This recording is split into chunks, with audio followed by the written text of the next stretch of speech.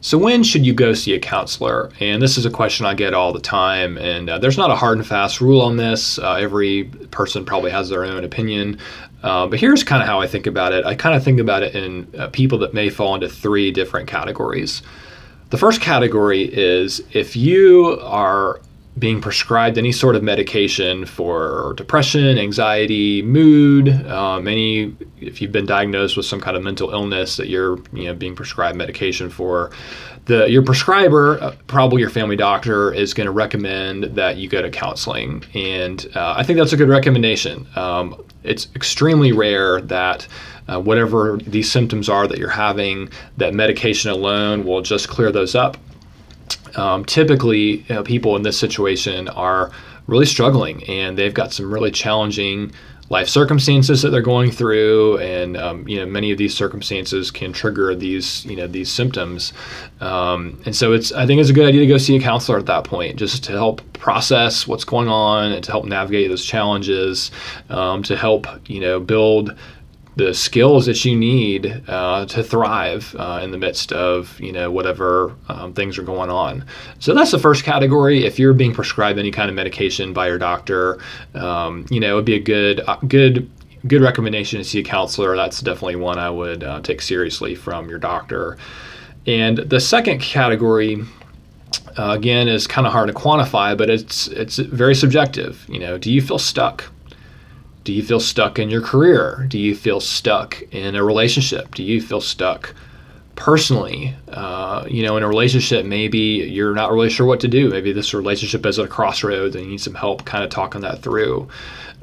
Maybe this relationship you feel like is not going anywhere, and the same old things keep happening and you're not sure why, and you just need some help figuring out what's going on and what will be a good path forward.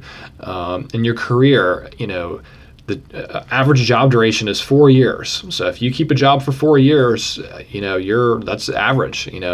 Almost gone are the days you're at a company for 10, 20, 30, 40 years. So if you find yourself kind of in that kind of transition, or where that's a struggle for you, counseling can be really helpful.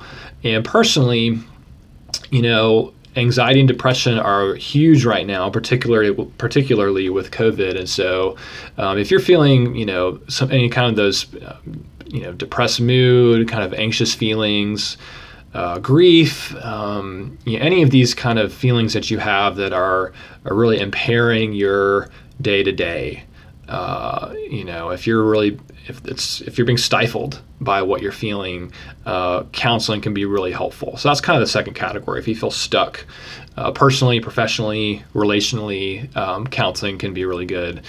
The third category is a little bit of a catch-all, and the third category is for people that are just struggling and they feel alone.